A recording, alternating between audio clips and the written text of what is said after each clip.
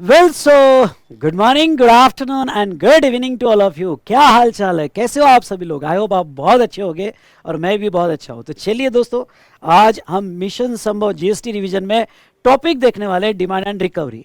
तो demand and recovery के कुछ सेक्शन जैसे सेक्शन 73, 74 एंड 75, इस सेक्शन पे क्वेश्चन पूछे जाते हैं और यहाँ पे डिमांड एंड रिकवरी पे इस बार एग्जाम में आने के लिए बहुत ज़्यादा चांसेस है, इसलिए ये चैप्टर मेरे रिवीजन से बहुत अच्छे से करना, बहुत अच्छी इन डेप्थ रिवीजन की है। तो दोस्तों यहाँ पे डिमांड एंड रिकवरी, ओके, ये चैप्टर यहाँ मैंने पूरा बहुत अच्छे से चार्ट में अरेंज करके दिया और इसके ऊपर न्यूमेरिकल या practical case study based questions आते हैं। तो ये रिवीजन के बाद आपको क्वेश्चन बुक लेना है और फटाफट एग्जाम के एज वेल एज आरटीपी के क्वेश्चंस बहुत अच्छे से कर लेना है। सो दोस्तों, यहाँ पे रिवीजन स्टार्ट करने के पहले मैं ये बता दूं कि डिस्क्रिप्शन जरूर देखिएगा। डिस्क्रिप्शन में मैंने अभी तक जितने भी चैप्टर्स लिए हैं सारी उसकी रिवीजन यहाँ पे प्लेलिस्ट बनाई हुई है। मोर देन हमारे 12 लेक्चर्स हो चुके हैं। सारे इंपॉर्टेंट चैप्टर्स जैसे supply, ITC, place of supply, exemptions, value of supply, time of supply, ऐसे सारे इंपॉर्टेंट टॉपिक्स हो चुके हैं। तो ये रिवीजन आप जरूर देखिएगा, आपको बहुत बेनिफिट होगा। सो दोस्तों, यहाँ पे साथ साथ में हमारा रिवीजन जो है वो चार्ट बेस्ड रिवीजन है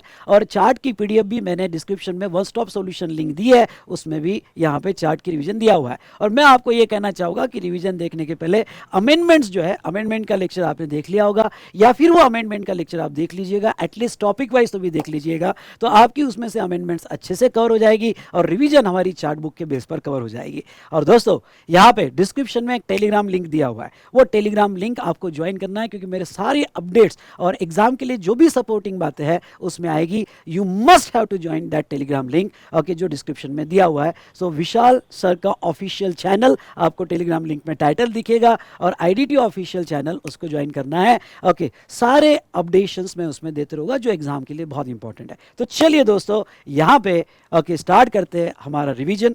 हाँ, कुछ बच्चों की क्वेरी आ रही है कि सर आपका इंस्टा क्या है, तो मैं बता दूं CA_विशाल_भट्टड़।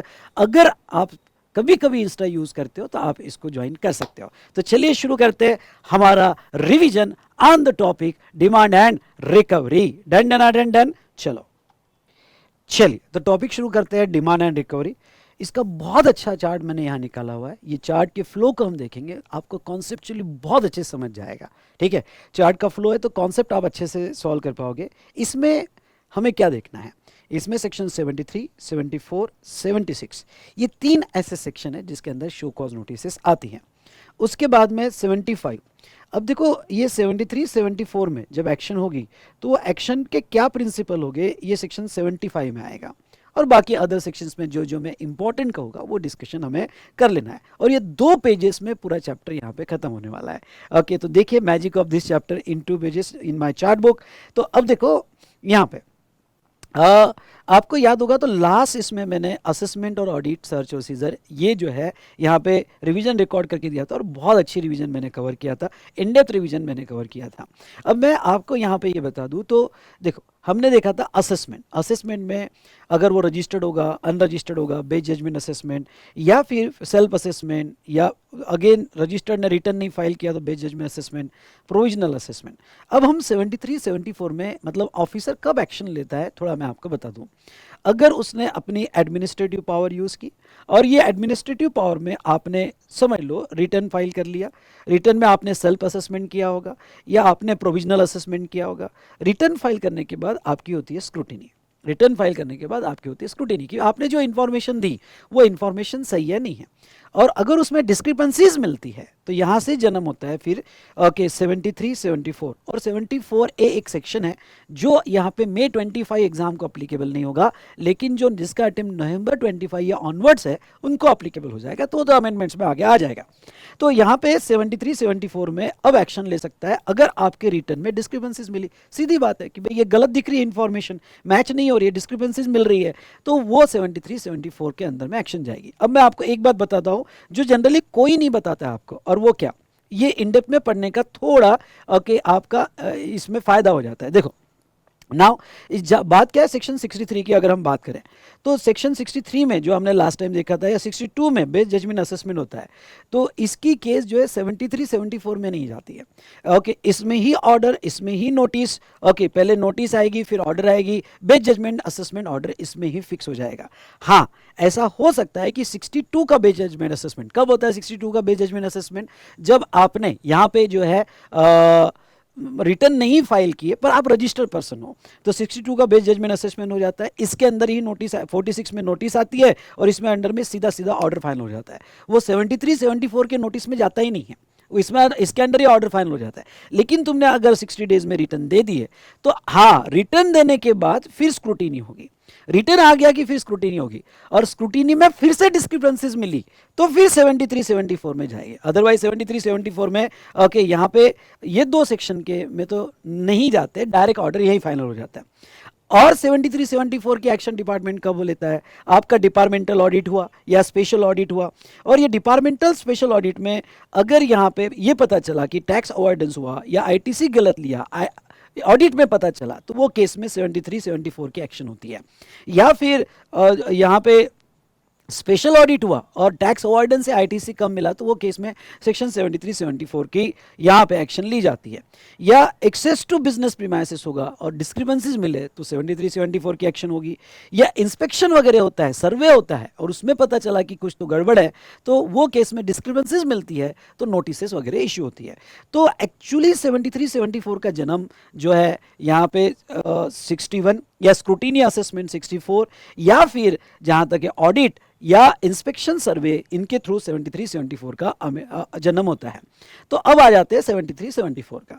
तो अब डिपार्टमेंट क्या करेगा? 73 74 में डिस्क्रिपेंसीज मिलती है या wrongly availment utilization of ITC है या अवॉइडेंस ऑफ टैक्स है, तो ये सारी केसेस 4 इसमें क्लासिफाई किए। कौन सी 4 सिचुएशंस?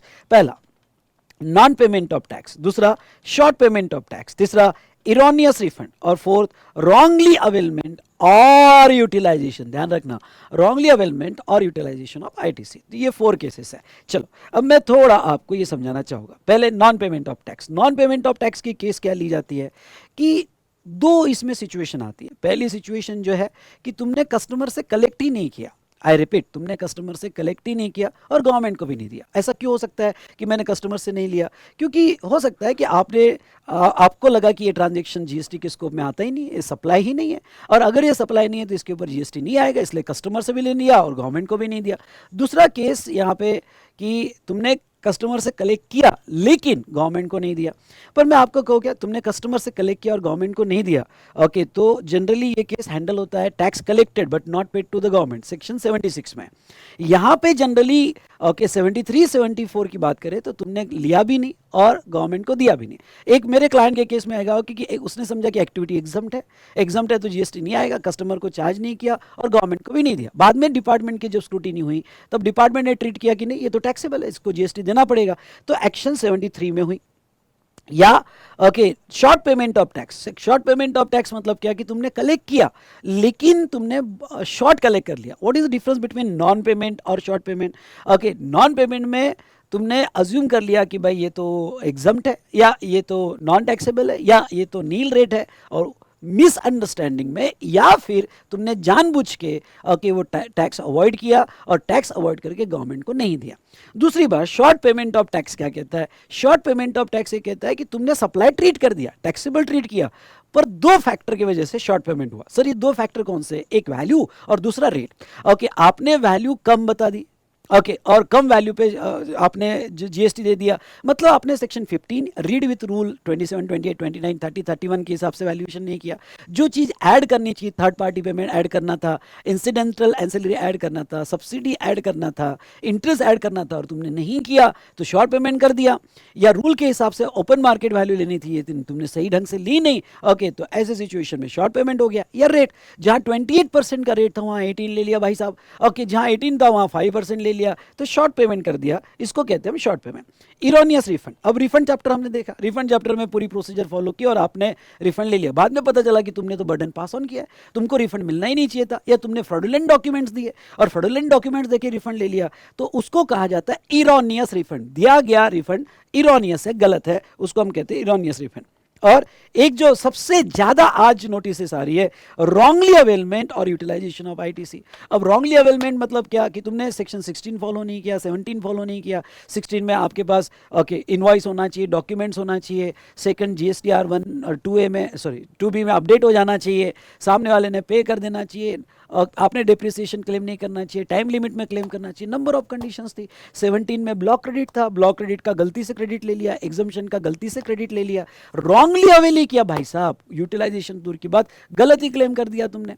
ओके तुमने यहाँ पे आईटीसी की प्रोविजन फॉलो नहीं की, यूटिलाइजेशन ओके लिया हुआ क्रेडिट गलत यूज कर लिया तुमने। ओके यूटिलाइजेशन में कौन से फैक्टर आ सकते हैं, तो यूटिलाइजेशन में यहाँ पे तुमने आईजीएसटी का क्रेडिट जो है ओके वो लास्ट में यूज़ किया, पहले सीजीएसटी एसजीएसटी यूज़ कर लिया, जबकि पहले आईजीएसटी यूज़ करना चाहिए। या फिर आपको याद होगा तो यहाँ पे रूल 86B आपने आईटीसी यूज़ करना चाहिए, तो 99% आपने पूरा यूज़ कर लिया। ओके रॉन्ग यूटिलाइजेशन हो गया, तो रॉन्गली अवेलमेंट का भी केस इसमें लग सकता है और यूटिलाइजेशन का भी केस इसमें लग सकता है। तो ये भाई साहब ऐसी सिचुएशन है जिसमें आपके अगेंस्ट में नोटिस इशू की जा सकती है सेक्शन 73 में और 74 में।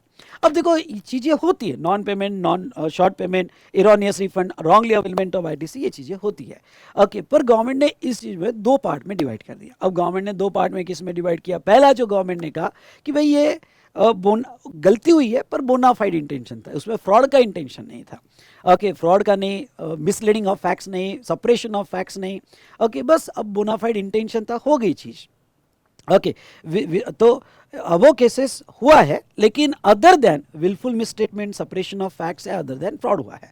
और एक तुम पकड़े गए और क्लियर दिख रहा है कि मैलाफाइड इंटेंशन था, फ्रॉड था, विलफुल मिसस्टेटमेंट था, या सप्रेस जानबूझ के किए थे फैक्ट्स, जिससे भाई ये बात मत बताना, उसके ध्यान में आ जाएगा, तुमने कभी ऑफिस में काम किया होगा तो ऐसा ही होता है, ये मत बता, ध्यान में आ जाएगा, तो वो कहा जाता है मैलाफाइड इंटेंशन।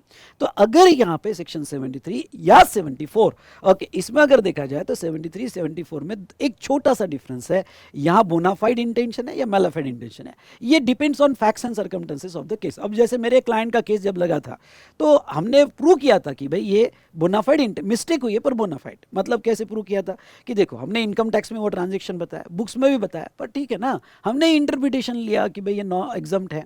हम फ्रॉड नहीं था, फ्रॉड नहीं था तो हम तो बताते ही नहीं थे, फैक्ट सप्रेस कर देते थे, हमारे रिकॉर्ड्स में सारे ट्रांजैक्शन अपडेटेड है, मिस्टेक हो गई ओके इंटरप्रिटेशन में, अब क्या जान लोगे मिस्टेक हो गई तो।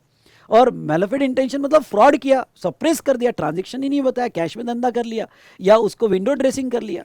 ओके अब एक सिंपल मैं ये बताता हूँ, मेरे एक क्लाइंट के केस में ओके उसने इनवर्ड ट्रांसपोर्टेशन किया, तो जीटीए सर्विस ली, जीटीए सर्विस ली तो रिवर चार्ज था, बंदे ने क्या किया, अब रिवर चार्ज न पे करने के लिए बंदे ने क्या कर दिया, बंदे ने परचेस में ऐड करके बता दिया, विंडो ड्रेसिंग कर दिया, विलफुल मिस स्टेटमेंट किया, विलफुली, जबकि उसने कि भाई ध्यान में नहीं आना चाहिए इसलिए, तो डिपार्टमेंट ने कहा तूने विलफुल मिस स्टेटमेंट किया, क्लियर है कि तूने इनवर्ड ट्रांसपोर्टेशन अलग से बनाना चाहिए था, इनवर्ड फ्रेट अलग से बताना चाहिए था ओके, और तूने रिकॉर्ड में छुपाया, पे नहीं किया, विंडो ड्रेसिंग कर लिया, एक्शन हुई उसके अंदर में, उसके अगेंस्ट में, और 74 में एक्शन हुई। तो ये ऐसे बहुत सारी केसेस है कि जहां ओके 73 74। अब मैं आपको एक बात बताता हूँ कि डिपार्टमेंट के हिसाब से तो सारी केस 74 की है, मैलाफाइड इंटेंशन, पेनल्टी लगाने उनके पास स्कोप बच जाता है ना, मैलाफाइड इंटेंशन में हेवी पेनल्टी लगा देते हैं वो ओके, तो उनके हिसाब से सब मैलाफाइड इंटेंशन है। एज अ काउंसलर ये हमारा काम है कि ये प्रूव करना कि ये मैलाफाइड नहीं है, बोनाफाइड है, जिसमें पेनल्टी बहुत कम लगती है, बहुत कम लगती है। तो बहुत सी बार तो केसेस हमारे लिए, हमारे पास यही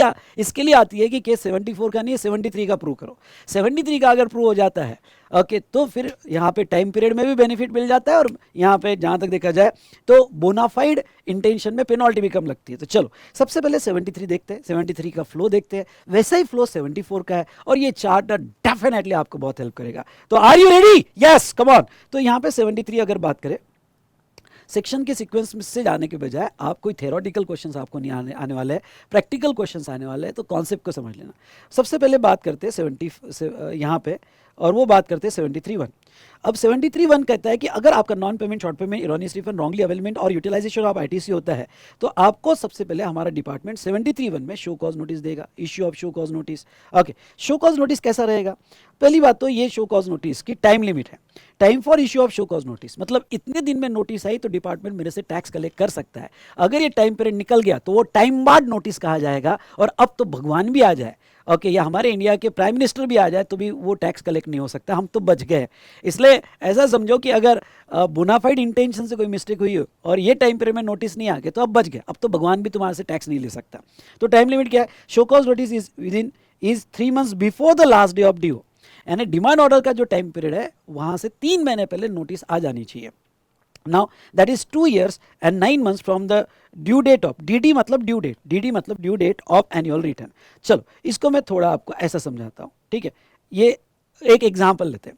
फिनेंशियल ईयर है मेरा 18-19 और 18-19 का डेट ऑफ एनुअल रिटर्न हुआ ओके 31 December 19। ये एक्सटेंशन हुआ है 2021 तक है, पर वो जाने दो, एक्सटेंशन वगैरह हम बीच में नहीं लाएंगे। अभी तो ऐसे समझ लो नॉर्मल डेट लेते हैं कि भाई 18-19 का एआर एनुअल रिटर्न का डेट क्या रहेगा, तो 31 December 2019, ठीक है।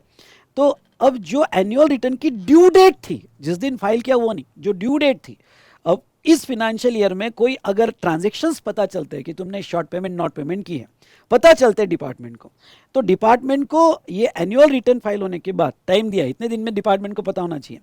तो अब यहां से डिमांड ऑर्डर यानी एनुअल रिटर्न से डिमांड ऑर्डर 3 साल में इशू हो जानी चाहिए। तो ओके 3 साल मतलब क्या, तो हम लेते हैं 20, 21 एंड 22। तो 3 साल के अंदर यानी 31 December 22 तक डीओ इशू हो जाना चाहिए, तो ही वो उसका टैक्स कलेक्ट कर पाएगा डिपार्टमेंट। तो लॉ क्या कहता है, एटलीस्ट 3 months बिफोर आपकी नोटिस इश्यू हो जानी चाहिए। मतलब क्या कि अगर 3 months बिल दे तो 31 December ऑर्डर की डेट हुई, डिमांड ऑर्डर की डेट हुई दिसंबर, ओके 31 December 22, तो आपका सितंबर एंड तक आपकी नोटिस हो जानी चाहिए। ये सितंबर एंड तक मैक्सिमम लिमिट है, 2 years 9 months मैक्सिमम लिमिट है। ओके सितंबर 22 के एंड तक 2 years 9 months मैक्सिमम लिमिट है। आप एनुअल रिटर्न के बाद सेकंड डे भी नोटिस दे सकते हो, कभी भी नोटिस दे सकते हो, मैक्सिमम टाइम पीरियड ये है सितंबर 22 तक। सर अगर सितंबर 22 तक नोटिस नहीं दिया तो, नोटिस नहीं दिया तो अब निकल टाइम बार्ड हो गया, केस ही टाइम बार्ड हो गया। कि देखो सर अगर हमने डायरेक्ट डीओ दिया तो डीओ नहीं चलता है direct. Okay show cause notice must be issued before demand order, any demand order without show cause notice is void एब इनिशियो, ये बात को समझना, इज वॉइड एब इनिशियो। तो ऐसे केस में डिमांड ऑर्डर जो है ओके वो नोटिस के बिना जा नहीं सकती और नोटिस इस डेट के एंड तक यानी सितंबर एंड तक इश्यू हो जाना चाहिए। चलो एग्जांपल लेते हैं और देखते हैं कि टाइम पीरियड क्या है। ओके ये एग्जांपल जस्ट मेरे साथ प्रैक्टिस करो यहाँ पे। Example show cause notice year लेते हैं हम 18-19, क्या डेट आई शो कॉज नोटिस की सितंबर 22 और डीओ का डेट क्या है दिसंबर 22। तो देखो 18-19 का ओके यहाँ पे नोटिस जनवरी 20 में चलेगा, अरे अच्छी बात है, मतलब ये डेट के पहले तो कभी भी जा सकता है नोटिस, ये डेट के पहले, ये मैक्सिमम टाइम लिमिट है। तो नोटिस जनवरी 20 में चलेगा, कोई बात नहीं। डिमांड ऑर्डर नवंबर 20 में फाइनल होगी, सब विद इन टाइम है, कोई टाइम बाट नहीं, तो ये विद इन टाइम है, यस ओके यस ये विद इन टाइम है, सब कुछ विद इन टाइम है, नोटिस भी विद इन टाइम है, demand order within time है। जुलाई 21 में नोटिस चले गया और दिसंबर 22 में डीओ फाइनल हुआ, डीओ की फाइनल डेट क्या है दिसंबर 22, ओके विद इन टाइम है। और नोटिस का टाइम पीरियड क्या है, तो नोटिस का टाइम पीरियड सितंबर 22, उसके पहले नोटिस है, तो क्या विद इन टाइम है, यस ये भी विद इन टाइम है। तीसरा सितंबर 22 में नोटिस चले गया और नवंबर 22 में ओके डीओ चले गया, दोनों विद इन टाइम है, यस ये भी विद इन टाइम है। नवंबर 22 में नोटिस गया और दिसंबर 22 में डीओ होगा, even though do with in time है पर नोटिस विद इन टाइम नहीं है। नोटिस का लास्ट डेट है सितंबर 22, 2 years 9 months from the due date of filing annual return. तो ऐसे सिचुएशन में ये टाइम बार्ड हो गया और टाइम बार्ड हो गया तो ऐसे सिचुएशन में उसके ऊपर जीएसटी कलेक्ट नहीं होगा, अब डिपार्टमेंट कलेक्ट नहीं कर सकता। अगर ये बोनाफाइड इंटेंशन वाला केस होगा, सेक्शन 73 का अगर केस होगा तो। उसके बाद में अगस्त 22 देखना, अगस्त 22 का नोटिस है मतलब सितंबर के पहले, पर डीओ जैन 23 में गया, डीओ भी विद इन टाइम होना चाहिए, तो दोनों टाइम बार्ड है। एससीएन भी टाइम बार्ड है, यहाँ तो एससीएन टाइम बार्ड था, यहाँ एससीएन डीओ दोनों टाइम बार्ड है और दोनों टाइम बार्ड है, तो इसके ऊपर कलेक्शन सॉरी एससीएन नहीं, ओनली डीओ टाइम बार्ड है, तो डीओ टाइम बार्ड है तो इसके ऊपर कलेक्शन नहीं हो सकता। ओके दोनों विद इन टाइम होना चाहिए। आई होप आपको समझा होगा तो बोलिए done done done done done, देर किस बात की, लाइक करो ना नालायक हो। ओके तो चलिए, तो ये हुआ issue of show cause notice, 2 years 9 months में इश्यू हो जाना चाहिए। अब हम अगर बात करें तो जब भी शो कॉज नोटिस आएगी तो show cause notice should specify the amount of tax payable, कितना अमाउंट आएगा, इंटरेस्ट भी स्पेसिफाई करे और पेनल्टी भी स्पेसिफाई करे इफ एनी। तो उसको वैलिड शो कॉज नोटिस मानी जाती है कि भाई अमाउंट भी है, इंटरेस्ट भी है और पेनल्टी भी है। ये तीन बातें बहुत क्लैरिटी में होना चाहिए और शो कॉज नोटिस में ग्राउंड होना चाहिए कि क्यों टैक्स डिमांड किया जा रहा है, ओके, और किस बेस पे पेनल्टी लगाई जा रही है। ठीक है, ये तो हुआ, हमने डिपार्टमेंट ने नोटिस इशू कर दी। लेकिन एक अच्छी बात बताता हूँ सेक्शन 73 की, जो सेक्शन 73(5) में दी गई। और ये अच्छी बात क्या है? अच्छी बात है voluntary payment before show cause notice. हाँ, अभी आजकल क्या हो जाता है, आजकल मैं आपको बताता हूँ 88C 88D ऐसी प्रोविजन आ रही है। बहुत सी बार डिपार्टमेंट शो कॉज नोटिस वगैरह नहीं देता है, उसके पहले इंटीमेशन देता है कि भाई ये डिस्क्रिपेंसीज आ रही है, इंटीमेशन है, पे कर दो, नहीं तो फिर नोटिस इशू करेंगे। एक बार प्रोसीडिंग लग गई तो फिर पेनल्टी की भी प्रोविजन आ जाती है, इंटरेस्ट की भी प्रोविजन आती है, तो इंटीमेशन दे देती है। तो अब दो चीज़ें हैं, आपको नोटिस आने के पहले आपको ही पता चल गया क्या मिस्टेक हो गई, तो वॉलंटरीली आप खुद जा सकते हो, या फिर डिपार्टमेंट ने आपको इंटीमेट किया कि ये गड़बड़ हुई है, नोटिस नहीं दी, जस्ट इंटीमेशन दे दिया डिपार्टमेंट ने, तो आप खुद ही नोटिस के पहले जा सकते हो। क्योंकि देखो, नोटिस लग जाना मतलब रिकॉर्ड में तुम्हारा नाम आ जाना, और एक बार रिकॉर्ड में नाम आ गया तो हर ऑफिसर का, जो भी ट्रांसफर होकर नया ऑफिसर आ जाता है, फिर वो तुम्हारे पर ट्रैक रखता है, अच्छा इनके ऊपर नोटिस लगी थी, ध्यान रखो भाई। ओके, पुलिस स्टेशन में एफआईआर मत जाने दो, एफआईआर गया कि फिर तो ध्यान, आप रिकॉर्ड में आ गए, बेटर वे एफआईआर मत जाने दो। ओके, उसके पहले ही जो होता है वो कर लो। तो अगर आप वॉलंटरी पे कर सको, लीगली वॉलंटरी पे कर सको, तो ये ऑलवेज बेटर ऑप्शन है। मेरे क्लाइंट को मैं यही कहता हूँ, वॉलंटरी पे कर तो ज़्यादा अच्छा रहेगा। तो ऐसे केस में वॉलंटरी पेमेंट किया और आपने टैक्स और इंटरेस्ट दोनों भी दे दिया, जो भी इंटरेस्ट लगता है, okay, from next day of due date plus tax भी दे दिया, तो एसर्टेन बाय टैक्स पेयर और प्रॉपर ऑफिसर, आइदर आप खुद मिस्टेक हुई तो खुद ही टैक्स असेस कर रहे हो और पे कर रहे हो, या ऑफिसर ने आपको असेस करके दिया। अगर ये हो जाता है तो आपने पूरा पेमेंट कर दिया और ऑफिसर को इन्फॉर्म कर दिया, तो आपके अगेंस्ट में शो कॉज नोटिस नहीं लगेगी। ये बहुत बड़ा बेनिफिट है। Show cause notice okay shall not be issued नहीं लगेगा, मतलब आपके रिकॉर्ड में नाम नहीं आएंगे। लेकिन अगर वॉलंटरी पेमेंट दिया और वो शॉर्ट कर दिया, तो फिर शो कॉज नोटिस आपके अगेंस्ट में लग जाएगी, फिर शो कॉज नोटिस आ जाती है आपके अगेंस्ट में, पर आपने फुल दिया तो नहीं आती। ये था रिगार्डिंग टू वॉलंटरी पेमेंट। यहाँ तक तो हमने देखा। चलो, अगर आपको शो कॉज नोटिस आ गई ये रूट से, जो नॉर्मल है, तुमने वॉलंटरी नहीं किया, या ये शॉर्ट पेमेंट, ओके सॉरी, हाँ, तुमने वॉलंटरी नहीं कर दिया, तो आपको लिखना है तो लिख देना ब्रैकेट में नो पेनल्टी। नोटिस ही नहीं आई तो कोई पेनल्टी भी नहीं लगती आपको, नो पेनल्टी, ओके, क्योंकि नोटिस ही नहीं आई। अब समझ लो नोटिस आ गई आपको, तो नोटिस से रिलेटेड कुछ बातें समझ लो। If show cause notice issued for earlier period and same default for other period, issue the statement. ये वाला फैक्टर क्या है बताता हूँ। अब आपको समझ लो 18-19 की शो कॉज नोटिस आई कुछ ग्राउंड्स पे कि तुमने इस पे शॉर्ट पेमेंट किया या नॉन पेमेंट किया सेम ट्रांजेक्शन पे, ठीक है। अब 1920 में भी बाद में पता चला तुमने 1920 में भी किया, 2021 में भी किया। अब नोटिस तो आपको 18-19 की आई, पर same short payment not payment या wrongly availment utilization of ITC आपने 1920 में भी किया, 2021 में भी किया। तो जब डिपार्टमेंट को ये पता चलेगा कि आगे के साल के लिए किया, तो डिपार्टमेंट नई शो कॉज नोटिस नहीं इशू करेगा। डिपार्टमेंट आपको एक स्टेटमेंट इशू कर देगा। लॉ अलाउ करता है कि न्यू शो कॉज नोटिस वगैरह इशू मत करो, स्टेटमेंट कर दो कि सिमिलर ग्राउंड पे आगे भी शॉर्ट पेमेंट नॉट पेमेंट हुए हैं। तो वो जो स्टेटमेंट इशू किया जाएगा वो part and parcel of original show cause notice माना जाएगा, यानी जो ओरिजिनल शो कॉज नोटिस है उसका ही पार्ट एंड पार्सल माना जाएगा। तो आपने अदर पीरियड में सेम ग्राउंड पे शॉर्ट पेमेंट नॉट पेमेंट या आईटीसी का गड़बड़ किया होगा, तो वो केस में आपको नोटिसेस नहीं आएगी, आपको स्टेटमेंट आ जाएगा, और वो स्टेटमेंट ही नोटिस कहा जाएगा। Done done done done. चलो, अब शो कॉज नोटिस आ गई भाई। अब ये मेरे पास समझ लो, यहाँ पे ये ले लो, शो कॉज नोटिस आ गई। वैसे तो पोर्टल पे आती है, पर आ गई। अब मैं नोटिस पढ़ रहा हूँ। अब मेरे गवर्नमेंट ने इसके बाद अगर केस 73 का है, सुनना मेरी बात, अगर केस 73 का है, डिपार्टमेंट भी 73 ट्रीट कर रहा है कि भाई bonafide short payment not payment हुए लेकिन बोनाफाइड हुए है। तो अब गवर्नमेंट ने एक अपॉर्चुनिटी दी है सेक्शन 73 में। क्या अपॉर्चुनिटी दी है कि अगर बंदा नोटिस आने के 30 डेज में टैक्स और interest as mention in show cause notice, अगर वो बंदा दे देता है, if payment is made, tax और इंटरेस्ट दोनों भी within 30 days of show cause notice, यानी शो कॉज नोटिस के 30 डेज में दे देता है, तो all proceeding will be concluded. बहुत बड़ा वर्ड है, all proceeding will be concluded. मतलब ये हुआ कि आगे कोई डीओ इशू नहीं होगा, कोई पेनल्टी नहीं लगाई जाएगी। Okay, no DO and no penalty, कोई पेनल्टी नहीं लगाई जाएगी, प्रोसीडिंग ही कंक्लूड कर देंगे। अच्छी बात है, बहुत अच्छी बात है। तो मैं बहुत सी बार क्लाइंट को कहता हूँ, अरे यार हो गया ना, अब शो कॉज नोटिस भी आ गई, अभी भी दे दे, हम आगे का सारा चीज़ें बचा सकते हैं, इंटरेस्ट ही लगेगा, पेनल्टी भी नहीं लगेगी, दे दे भाई साहब। लेकिन अगर ये payment is not made with in 30 days of show cause notice and tax payer has given a representation in his defence, tax payer या उसका काउंसिल कहते हैं नहीं नहीं हम सही है, हमें पे टैक्स नहीं लगेगा, हमने कोई शॉर्ट पेमेंट नहीं किया, हमने कोई नॉन पेमेंट नहीं किया, कोई wrongly availment utilization of ITC नहीं किया और हम सही है, तो ऐसे सिचुएशन में भी ठीक है। 30 दिन में पेमेंट नहीं किया तो फिर ऑफिसर नहीं मान रहा है, अगर ऑफिसर नहीं मान रहा है तो डीओ फाइनल हो जाएगा, डिमांड ऑर्डर फाइनल डिटर्मिनेशन हो जाएगा आपका। अब ये डिमांड ऑर्डर आपके अगेंस्ट में आएगी और ये demand order within 3 years from the due date of annual return और date of erroneous refund. Okay, यानी एनुअल रिटर्न का जो जिस फाइनेंशियल ईयर का ये शॉर्ट पेमेंट नॉट पेमेंट हुआ है, ओके, या उसका जो एनुअल मतलब हमने 18-19 का क्या देखा था, एनुअल 31 दिसंबर 19, वहां से 3 साल में ड्यू आ जाएगा, 3 साल में ड्यू आ जाएगा। और अब ड्यू अगर आ गया तो आपको टैक्स भी देना पड़ेगा, इंटरेस्ट भी देना पड़ेगा और पेनल्टी भी देना पड़ेगा।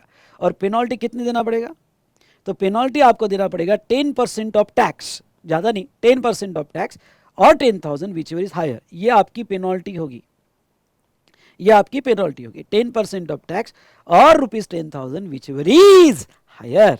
ओके, ये आपकी पेनल्टी लगाई जाएगी। Done done done done. Okay, तो ये नोट में थोड़ा बाद में पढ़ता हूँ, तो ये पूरी प्रोसीजर। अब देखो 73 की पेनल्टी ज़्यादा नहीं है, 100% वगैरह नहीं है, सिर्फ 10% और ₹10,000 विच एवर इज हायर लिया जाएगा। ये था सेक्शन 73। ओके, सेक्शन 74 देखते हैं। नाउ 74 कब आता है पिक्चर में, जब आपने ओके ये जो short payment not payment erroneous refund, wrongly availment utilization of ITC because of fraud, willful misstatement, separation of facts किया हो, malafide इंटेंशन हो, तो 74 की एक्शन होगी। इसमें क्या होगा, 74 में आपके अगेंस्ट में शो कॉज नोटिस आएगी और show cause notice okay time period क्या है, show cause notice 6 months before the due. Due ये केस में 5 साल का होता है, तो मतलब 4 years 6 months from the due date of annual return. चलो मैं थोड़ा इसको ऐसे समझाता हूँ। ओके, 74 का नोटिस है, ठीक है, 74 का नोटिस है, तो फिर आपका शो कॉज नोटिस का टाइम पीरियड क्या हुआ और डीओ का टाइम पीरियड क्या हुआ, ये कैसे निकालना, पहले ये 2 डेट निकालना, what is the maximum time limit of show cause notice and what is the maximum time limit of DO. तो अगर आप ये देखोगे, ध्यान से सुनना, डेट ऑफ एनुअल रिटर्न मतलब वही फाइनेंशियल 18-19, एनुअल रिटर्न कब का है, 31 दिसंबर 2019 का एनुअल रिटर्न है। तो यहाँ से अगर आप 5 years लेते हो तो डीओ का 5 years कब हो जाता है, 19 हो गया, 20, 21, 22, 23, 24, तो 31 दिसंबर 24 तक डीओ चले जाना चाहिए।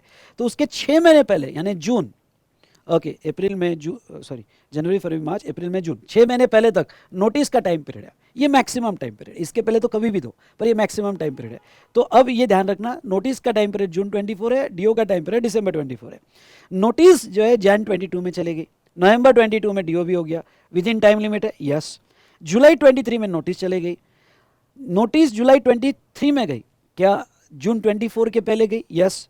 दिसंबर 24 में डीओ आया, ठीक है, दोनों विद इन टाइम है, यस। नेक्स्ट जून 24 में नोटिस गई, जून 24 मतलब एंड ऑफ द जून 24 तक का टाइम पीरियड था, चले गई विद इन टाइम। नवंबर 24 में डीओ फाइनल हो गया, दोनों विद इन टाइम है। नवंबर 24 में नोटिस गई और दिसंबर 24 में डीओ हो गया, टाइम बार्ड हो गया, एससीएन टाइम बार्ड हो गई, अब कोई कलेक्ट नहीं कर सकता और डीओ तो फाइनल हो ही नहीं सकता क्योंकि without show cause notice DO final होता ही नहीं है। ओके, उसके बाद में मई 24 में नोटिस गई, नोटिस विद इन टाइम है, बट डीओ फेब 25 में हुआ, टाइम बार्ड, या डीओ टाइम बार्ड हो गया, ओके टाइम बार्ड होगा, अब टैक्स कलेक्ट नहीं हो सकता।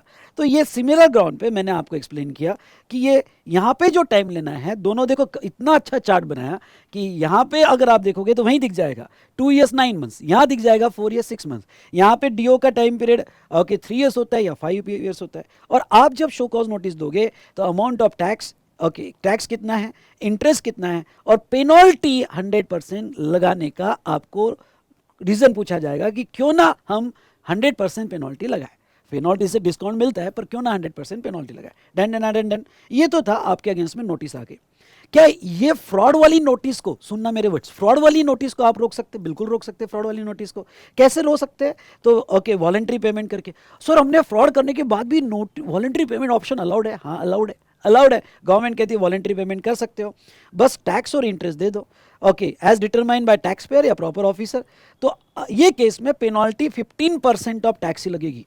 पूछा तो 100, डराया जाएगा कि 100% क्यों ना लगाए, क्यों ना लगाए, लेकिन तुमने अगर नोटिस आने के पहले तुमको पता है कि फ्रॉड किया और ऑफिसर को बता दिया हाँ सर फ्रॉड हुआ माफ कर दो, तो ऐसे केस में ऑफिसर कहेगा ठीक है, टैक्स, इंटरेस्ट और 15% ऑफ टैक्स, सुनना 15% ऑफ टैक्स जो है ये लगाया जाएगा।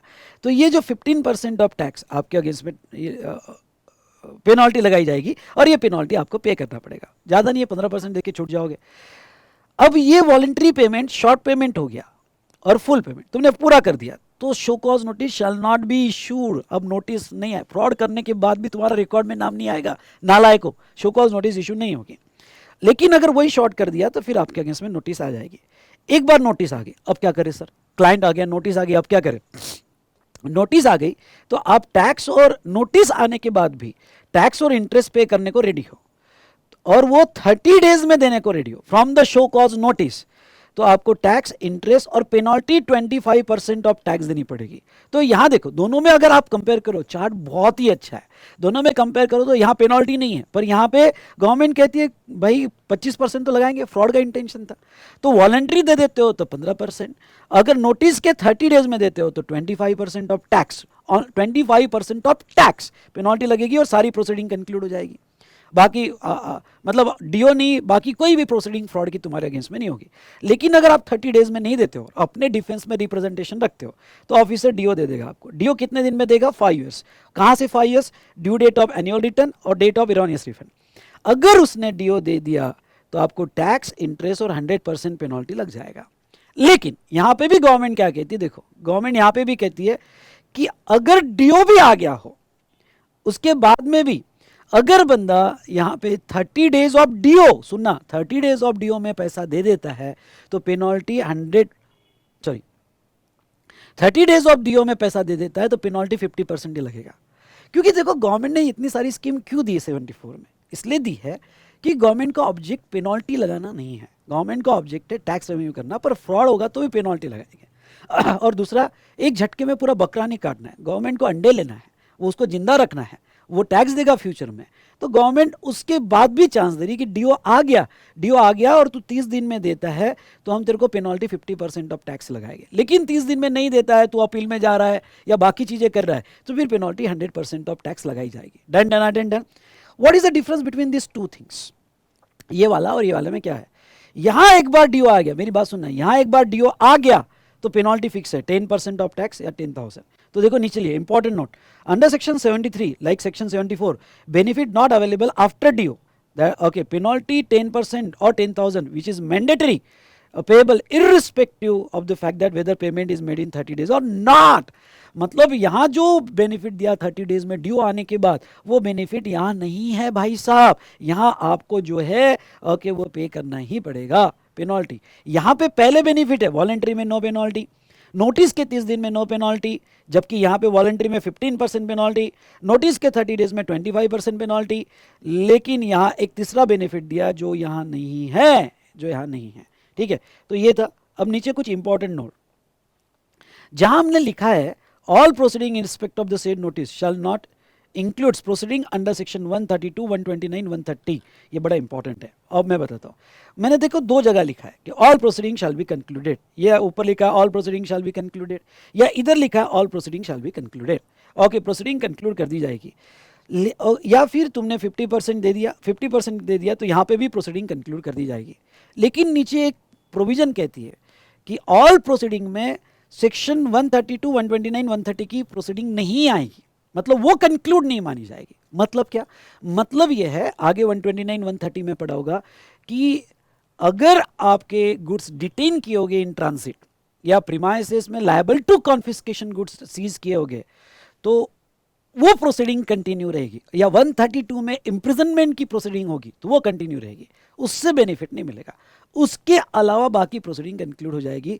पर केस 129 का होगा, 130 का होगा, जो मैं आगे पढ़ा होगा, और ये इंपॉर्टेंट, ओके, मैं जब वो आगे सेक्शन पढ़ा होगा तब ये बड़ा इंपॉर्टेंट है, ध्यान रखना।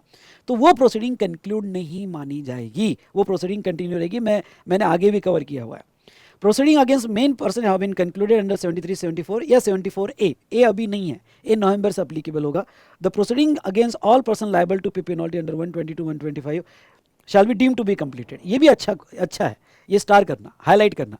मतलब अगर मेन पर्सन के साथ बाकी और लोग इन्वॉल्व हो गए, transporter, warehouse keeper, buyer वगैरह, लेकिन अगर मेन पर्सन की प्रोसीडिंग कंक्लूड हो गई because of payment of amount within show cause notice या डिमांड ऑर्डर और प्रोसीडिंग कंक्लूडेड, तो अगर मेन पर्सन की प्रोसीडिंग कंक्लूड हो गई तो फिर अदर पर्सन पे जो पेनल्टी लगती है सेक्शन 122 में, 123 में, 125 में, वो भी प्रोसीडिंग कंक्लूड होगी, उनके पर पेनल्टी नहीं लगाया जाएगा। इसलिए मेन पर्सन अपना पेमेंट कर दे विद इन टाइम तो दूसरे पर्सन को बचा सकता है अगर केस 73 74 का लगा होगा। तीसरा, section 73 74 shall be applicable for determination of tax pertaining to period 23 24। हाँ, क्योंकि आगे का जो है वो 74 ए में कवर होगा, तो अभी 23 24 में ही कवर होगा। For the purpose of this act suppression shall means non declaration of facts or information which a taxable person is required to declare in written statement, report or any other document furnished under this act or rules made thereunder। अब थोड़ा ये line समझो, separation का meaning क्या है। Separation मतलब जो by law तुमने डिक्लेयर करना चाहिए था वो नहीं किया तो सेपरेशन। अब कोई चीज, अब बहुत सी बार ऐसी केसेस आती थी कि बाय लॉ रिक्वायर्ड ही नहीं है डिक्लेयर करना, तो मैंने नहीं किया। लॉ में कहा लिखा है कि डिक्लेयर करो, रिटर्न में GST R1 statement, annual statement जो भी है दिया होगा और मैंने नहीं किया होगा तो सेपरेशन। उसमें डिक्लेरेशन की कोई रिक्वायरमेंट ही नहीं है और मैंने नहीं दी तो वो सेपरेशन नहीं माना जाएगा। और दूसरा टाइम लिमिट, दूसरा बेटा यहाँ पे failure to furnish any information was being asked for in writing by the proper officer. हाँ, ऑफिसर ने कोई इन्फॉर्मेशन मांगी और आपने नहीं दी तो फिर वो एक्शन हो गया आपके केस में। चलिए, ये कुछ पॉइंट्स हमने देखा। तो ये प्रोसीडिंग देखिए सेक्शन 73 74 की। अब सेक्शन 76 की प्रोसीडिंग क्या है? सेक्शन 76 की प्रोसीडिंग है एक्सेस कलेक्शन ऑफ टैक्स। मतलब जनरली इसमें आता है कि आपने टैक्स कलेक्ट किया, जितना कलेक्ट करना चाहिए उससे ज़्यादा कलेक्ट कर लिया। समझ लो आप एग्जम्पशन में थे और कस्टमर से जानबूझ के GST ले लिया, कस्टमर को नहीं पता आप एग्जम्पशन में हो, आप थ्रेशोल्ड में हो, लेकिन कस्टमर से आपने जानबूझ के GST ले लिया। ओके, मतलब तुमने जो भी चीज़ की जानबूझ के की कि यार इसको क्या पता मैं थ्रेशोल्ड में हूँ, इसको क्या पता मैं एग्जम्पशन में हूँ, ले ले इससे पैसा। तो अगर तुमने ऐसा कुछ किया होगा जिसमें जो टैक्स तुमने कलेक्ट नहीं करना चाहिए था पर कर लिया, तो ऐसे केस में tax collected from any person to be paid to the government, every person collected tax and has not paid it to the government shall immediately pay the said amount to the government irrespective whether relevant supplies are taxable और not. अब मैं आपको एक बात बता दूं, इसमें वो भी केस आती है, दो केस आती है, ध्यान से सुनो, इसमें दो केस आती है सेक्शन 76 में। एक क्या आता है सेक्शन 76, एक दूसरा एक्सेस कलेक्शन। एक्सेस कलेक्शन का मतलब जो तुमने कलेक्ट नहीं करना चाहिए था वो ले लिया। आप नील रेट में थे पर GST लगा दिए, आप 18% में थे पर 28% का टैक्स ले लिया। और दूसरा नॉर्मल कलेक्शन, मतलब एज पर लॉ कलेक्ट किया, normal collection from buyer, from recipient, but not paid to the government, but not paid to the government, government को नहीं दिया, तुमने एक्सेस नहीं लिया, 18% का GST था वो लिया पर अपने पास ही रखा, गवर्नमेंट को नहीं दिया आगे, तो आगे इसके ऊपर पेनल्टी आती है। 3 महीने में नहीं दिया तो 122 की पेनल्टीज आ जाती है इसके ऊपर। तो अब थोड़ा समझो यहाँ पे, ओके, थोड़ा समझो, आपने नॉर्मल कलेक्ट किया पर गवर्नमेंट को नहीं दिया तो वो भी 76 में आ जाता है। या एक्सेस कलेक्शन, जो नहीं करना चाहिए था तुमने कलेक्ट किया और गवर्नमेंट को नहीं दिया तो वो भी इसमें आ जाता है। तो यहाँ पे थोड़ा इस पॉइंट को मैंने जो एक्सप्लेन किया है, ठीक है। तो सेक्शन 76(1) क्या कहता है, जो भी कलेक्ट किया होगा आपको इमीडिएटली गवर्नमेंट को देना पड़ेगा, irrespective whether relevant supplies are taxable और नॉट। वो उसका मतलब नहीं है कि भाई तुम्हारा एग्जाम था तो हम क्यों दे, अरे कलेक्ट किया ना तूने, pay to the government, that's all, ठीक है। उसके बाद में issue of show cause notice, अगर तुमने नहीं दिया गवर्नमेंट को, ओके, तो 76(1) में शो कॉज नोटिस आपके ऊपर आ जाएगी और show cause notice person liable to pay tax and penalty, penalty भी लग सकती है इसकी। दिस नो पेनल्टी सेक्शन 122 की लग जाएगी, पेनल्टी सेक्शन 122 की लिख दो, वहाँ पे पेनल्टी लग जाएगी। This no time limit for serving show cause notice under this section, time limit नहीं है, ये शो कॉज नोटिस कभी भी आ सकती है। तो what is the difference between 73 74? 73 में टाइम लिमिट है 2 years 9 months, 74 में टाइम लिमिट है ओके 4 years 6 months, और 76 में कोई टाइम लिमिट नहीं है। तुमने कलेक्ट करके गवर्नमेंट को नहीं दिया तो गवर्नमेंट कभी भी नोटिस इशू कर सकती है आपके अगेंस्ट में। अगर नोटिस आ गई तो फिर DO फाइनल होगा। After considering the representation, PO shall determine the amount of due from such person and thereupon such person shall pay the amount to the determined, demand order final होगी। Interest payment, person shall pay interest 18% पर annum के हिसाब से from the date of collection to the date of payment to the government. Interest भी देना पड़ेगा, opportunity of being heard भी दिया जाएगा, आपको नोटिस दी जाएगी, आपको बुलाया जाएगा, okay, opportunity of being heard भी दिया जाएगा।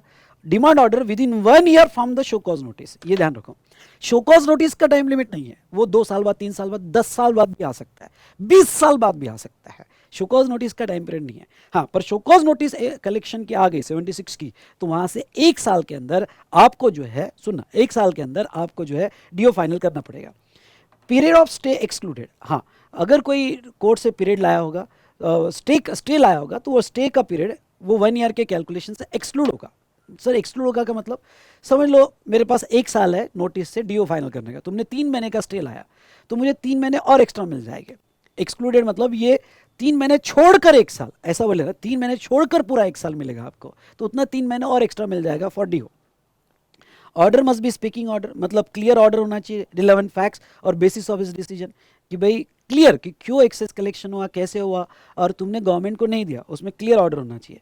Adjustment of amount payable under section 76(1)(3), जो भी तुमने कलेक्ट किया पहले तुम्हारे टैक्स में एडजस्ट होगा, अगर कोई होगा तो ओके, तो आपके टैक्स में एडजस्ट कर लिया जाएगा, और बाकी का पैसा कंज्यूमर वेलफेयर फंड को ट्रांसफर हो जाएगा, या refunded to the person who borne the incidence of tax. क्योंकि तुमने एक्सेस ले लिया ना, तो वो तुमने जो एक्सेस लिया होगा वो कंज्यूमर वेलफेयर फंड को ट्रांसफर हो जाएगा, गवर्नमेंट खुद भी नहीं रखेगी एक्सेस पैसा टैक्स में एडजस्ट करने के बाद, या फिर जिसने बोन किया है वो ट्रेसेबल है तो उसको वापस कर देगी, और रिफंड सब okay, refund person bone the incidence of amount में अप्लाई फॉर रिफंड, वहाँ पर्सन रिफंड के लिए अप्लाई कर सकता है। तो ये हमने देखा था रिगार्डिंग टू सेक्शन 76, ईजी है, पॉइंट वाइज मैनर में दिया है, फटाफट पॉइंट्स में पढ़ना और खत्म कर देना। उसके बाद में 88C और 88D। 88C एक इंटीमेशन है, और ये मैं 88C आपको बता दूं, इंटीमेशन क्या है कि अगर आपके GSTR 1 ओके या 1 है, GSTR 1 या 1 है, अभी नया कॉन्सेप्ट आया है, अमेंडमेंट्स आपने देखी होगी, बिल्कुल देखना आपने अमेंडमेंट्स, तो 1 है, और आपके 3B में यानी जो GSTR 1 या 1A में आउटवर्ड सप्लाई आपने बताया, और 3B में इसमें मिसमैच आता है, तो आपको सडन नोटिस नहीं आएगी, आपको इंटीमेशन, रूल 88C कहता है कि इंटीमेशन दो, वो इंटीमेशन पर तो आपने 2 चीज़ें करनी चाहिए, जो भी डिफरेंस आया आइदर वो पे करो, जो भी डिफरेंस आ रहा है पे करो, और उसका रिप्लाई फाइल करो, पे या रिप्लाई, नहीं पे करना चाहते हो तो रिप्लाई दो, रिप्लाई फाइल करो। और मैं आपको ये बता दूं, अगर तुमने इसका रिप्लाई नहीं दिया या पेमेंट नहीं किया इस इंटीमेशन का, तो तुम्हारा नेक्स्ट पीरियड का, टैक्स पीरियड का GSTR 1 फ्रीज हो जाता है, 3B भी फ्रीज हो जाता है, आपको रिप्लाई, एटलीस्ट रिप्लाई तो भी कर देना, तो और वो तुमने रिप्लाई भी नहीं दिया, कुछ भी नहीं दिया, तो फिर रिकवरी हो जाएगा। और 88D कब लगता है, तो 88D जो लगता है ये तुम्हारे GSTR 2B यानी ITC 2B में अलग अमाउंट दिख रहा है और 3B में अलग अलग अमाउंट दिख रहा है, तो ये ITC का डिस्क्रिपेंसीज है, अगर वो दिख रहा होगा तो आपके अगेंस्ट में इंटीमेशन आएगी 88D में, उसका पेमेंट करो डिफरेंस का, या रिप्लाई फाइल करो। पेमेंट या रिप्लाई अगर आप फाइल करते हो तो वो सिचुएशन में ओके, मतलब एटलीस्ट रिप्लाई तो भी दो, तो तुम्हारे आगे के रिटर्न फ्रीज नहीं होंगे। तो ये हमने देखा रिगार्डिंग टू यहाँ पे सेक्शन 73, 74, 76, रूल 88C और रूल 88D। डन। चलिए अब चलो यहाँ पे देखते हैं सेक्शन 73(11). अच्छा सेक्शन है, इसके ऊपर 2-3 बार क्वेश्चन पूछे है, इस कॉन्सेप्ट को थोड़ा अच्छे से समझ लो। अब देखो लॉ क्या कहता है, मैं थोड़ा डायग्राम में आपको समझाता हूँ। समझ लो टैक्स पेयर है, अप्रैल का उसका असेसमेंट है, अप्रैल का असेसमेंट है, उसने अप्रैल का असेसमेंट कर लिया, और जो अप्रैल का असेसमेंट किया सारे ट्रांजेक्शन्स GSTR 1 में डिक्लेयर कर दिया, मतलब उसने कोई यहाँ पे सप्रेस नहीं किया, एवरीथिंग डिक्लेयर्ड। इसको लैंग्वेज में कहा जाता है सेल्फ असेस, यानी पूरे ट्रांजेक्शन सेल्फ असेस कर लिए, सेल्फ असेस कर लिए, डिपार्टमेंट को बता दिए, GSTR 1 में अपडेट कर दिए, ठीक है। अब उसने GSTR 1 में अपडेट कर दिया तो उसको ड्यू डेट को, उसकी जो ड्यू डेट होगी 20 मई को, उसको टैक्स देना पड़ेगा, पर बंदे ने ड्यू डेट को टैक्स दिया भी नहीं, GSTR 3B फाइल भी नहीं किया, okay, and no tax paid on due date या short paid on due date, तो ये तो क्लियर मिसमैच हो गया GSTR 1 का और 3B का, नो डाउट। अभी अगर ये मिसमैच होता है तो यहाँ पे रूल हमने देखा था, अगर आपको याद होगा तो रूल 88C की इंटीमेशन भी आती है, ओके, और नोटिस भी आती है सेक्शन 73, 74 में। तो अब यहाँ पे जो को उसने खुद असेस किया लेकिन गवर्नमेंट को नहीं दिया, और विद इन ड्यू डेट नहीं दिया, तो अब देखो गवर्नमेंट क्या कहती है, अगर आपने 20 तारीख को नहीं दिया और 3B भी फाइल नहीं किया, हाँ अगर उसने 3B फाइल ही नहीं किया होगा तो फिर मिसमैच भी नहीं होगा। ओके, रूल 88C की नोटिस तब इंटीमेशन तब आती है जब 3B फाइल हो गया और 3B फाइल होने के बाद मिसमैच हुआ, लेकिन अब 3B भी नहीं फाइल किया तो गवर्नमेंट क्या कहती है? गवर्नमेंट कहती है कि जो भी ड्यू डेट है वहां से 30 डेज में उसने पे कर देना चाहिए। अगर सेल्फ असेस किया हुआ, खुद ने ही असेस किया और सेल्फ असेस किया हुआ टैक्स जो है अगर उसने 30 डेज में पे नहीं किया तो अब जब भी वो पे करेगा, क्यों ना वॉलंटरी पे करेगा या नोटिस पे करेगा, मैंडेटरी पेनल्टी देना पड़ेगा। मतलब क्या? मतलब ये है कि ये जो हमने आपको सेक्शन 73 में ऑप्शन दिए थे, कौन से ऑप्शन दिए थे? वॉलंटरी देते हो तो पेनल्टी नहीं लगेगी, या फिर आपने नोटिस के 30 डेज में दिया तो पेनल्टी नहीं लगेगी। ओके, तो ये ऑप्शन आपको भाई साहब इसमें नहीं मिलेंगे। ओके बेटा, इसमें नहीं मिलेगी ये ऑप्शन। ओके, क्योंकि ये जो है सेल्फ असेस किया हुआ टैक्स तुमने ड्यू डेट के 30 डेज में नहीं दिया। 30 डेज में दे दिया तो फिर इंटरेस्ट देके खत्म करो, लेकिन ड्यू डेट से 30 डेज में नहीं दिया तो वो सिचुएशन में आपको यहां पे mandatory penalty for self assess tax देना पड़ेगा। And what is that mandatory penalty? तो मैंडेटरी पेनल्टी जो सेल्फ असेस टैक्स की है वो है 10% ऑफ टैक्स और ₹10,000 विच एवर इज हायर, इतनी पेनल्टी देना पड़ेगा। ठीक है, अब देखो एक इसमें एक क्लैरिफिकेशन आया था और ये क्लैरिफिकेशन आपको समझाना चाहूँगा। अब ये क्लैरिफिकेशन क्या कहता है? बड़ा अच्छा क्लैरिफिकेशन है, थोड़ा ट्रिकी है पर थोड़ा समझना, बहुत सिंपल वे में समझा रहा हूँ। ये तो था सेल्फ असेस टैक्स, ठीक है। अगर समझ लो ये सेल्फ असेस टैक्स नहीं होता, एग्जाम्पल नंबर 2 ले लो, और ये सेल्फ असेस टैक्स नहीं होता मतलब कोई समझ लो अप्रैल का इनवॉइस है, इनवॉइस नंबर 10 है, और वो इनवॉइस हमने GSTR1 में डिक्लेयर ही नहीं किया और उसका टैक्स भी नहीं दिया। ओके, उसका टैक्स भी नहीं दिया और विद इन 30 डेज नहीं दिया, या वॉट एवर इट में भी उसका बाद में भी टैक्स नहीं दिया, तो ये सेल्फ असेस नहीं बोला जाएगा क्योंकि तुमने GSTR1 में डिक्लेयर ही नहीं किया। तो ऐसे केस में यहाँ पे अगर सेक्शन 73 की नोटिस आती है, ओके, जो टैक्स सेल्फ असेस नहीं था और उसकी नोटिस वो अगर वॉलंटरी पे कर देते हो तो प्रोसीडिंग कंक्लूड हो जाएगी, मतलब पेनल्टी नहीं लगेगी। अगर आप नोटिस के 30 डेज में पे कर देते हो तो प्रोसीडिंग कंक्लूड हो जाएगी, आपको पेनल्टी नहीं लगेगी। हाँ, लेकिन ऑर्डर आ गया तो लग जाएगी। मतलब सी दिस आयरनी, हमने खुद डिक्लेयर करके पे नहीं किया विद इन 30 डेज तो पेनल्टी लग गई और ये कोई बेनिफिट नहीं मिलेगा। और अगर हमने डिक्लेयर नहीं किया और वो मिस्टेक, मतलब may be by reason of fraud और other than fraud, whatever it में भी, वो बाद में पता चली कि हमने पे नहीं किया, तो वो केस में बेनिफिट्स है। क्योंकि गवर्नमेंट का फंडा ये है कि भाई खुद डिक्लेयर करके हमें नहीं दे रहे हो, ये धोखा है, मैंडेटरी पेनल्टी लगाएंगे। हाँ भाई, तुमने डिक्लेयर ही नहीं किया या इनवॉइस में कस्टमर से कलेक्ट ही नहीं किया, गवर्नमेंट को पे नहीं किया, और बाद में वो ऑडिट में पता चला, स्क्रूटिनी में पता चला, इंस्पेक्शन में पता चला और सेक्शन 73 की नोटिस आई, तो अकॉर्डिंगली आपको जो है ओके ये जो बेनिफिट दिए गए वो बेनिफिट मिलेंगे। वाह, अच्छी बात है यानी डिक्लेयर करके नहीं दिया तो थप्पड़ मारा हुआ है। ओके, और तुमने डिक्लेयर नहीं किया, बाद में पता चला तो माफ़ी मिल सकती है चलो ठीक है। तो अब यहाँ पे ये जो देखो, यानी इसने इन्होंने दिया। अब देखो इसमें सर्कुलर ने क्या कहा, देखो अब हम स्पेशली फर्स्ट पार्ट पे फोकस करेंगे। फर्स्ट पार्ट यानी क्या, तुमने सेल्फ डिक्लेयर किया पर ड्यू डेट के 30 दिन में नहीं दिया, तो अब सर्कुलर ने क्या बोला, ड्यू डेट के 30 दिन में नहीं दिया, चलो अब ड्यू डेट के 30 दिन में नहीं दिया पर बाद में दिया आपने ये पैसा, ओके 30 डेज के बाद दिया, 30 डेज के बाद ये पैसा दिया जो भी था, ओके जो सेल्फ असेस किया पर नहीं दिया था, शॉर्ट पेड दिया था, तो आफ्टर 30 डेज आपने पे किया, आफ्टर 30 डेज आपने पे किया।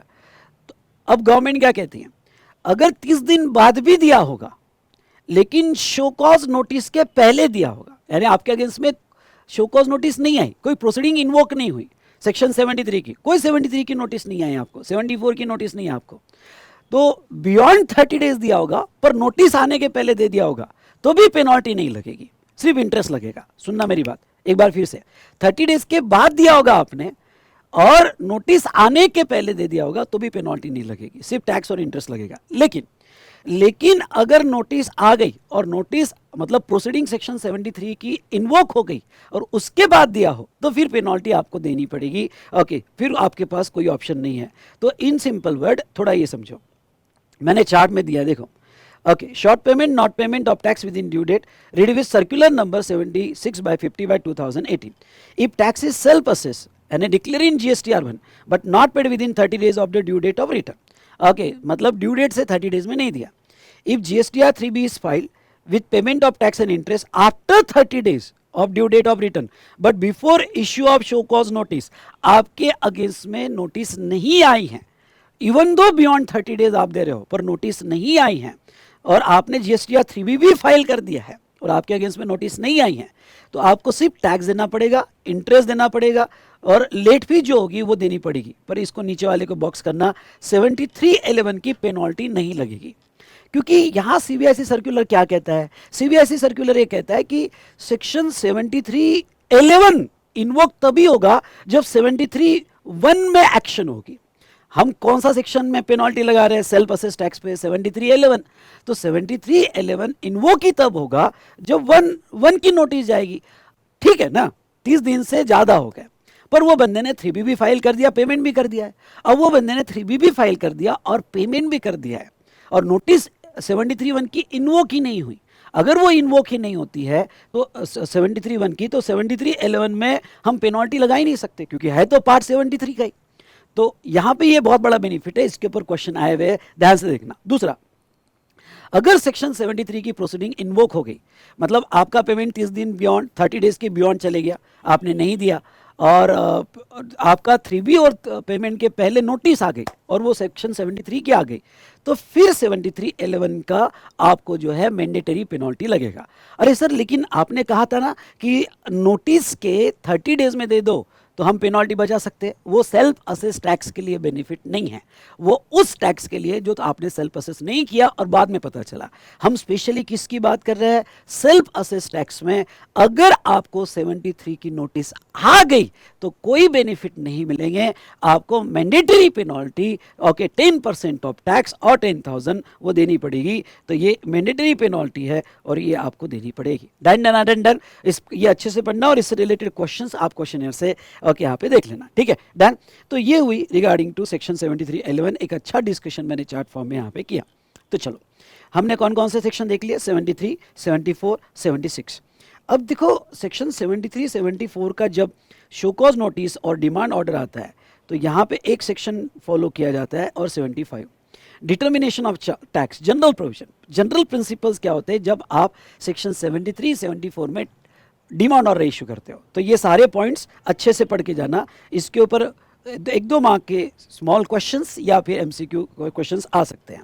पहला, period of stay.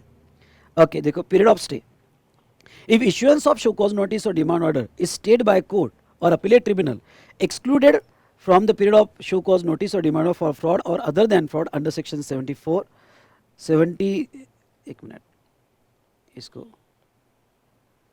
Under section 73, 74 और 74A ऐसा कर देना। 74A आपको अप्लीकेबल नहीं है, लेकिन मैं जस्ट बताना चाहता हूँ वो नवंबर और ऑनवर्ड्स अप्लीकेबल होगा 74A।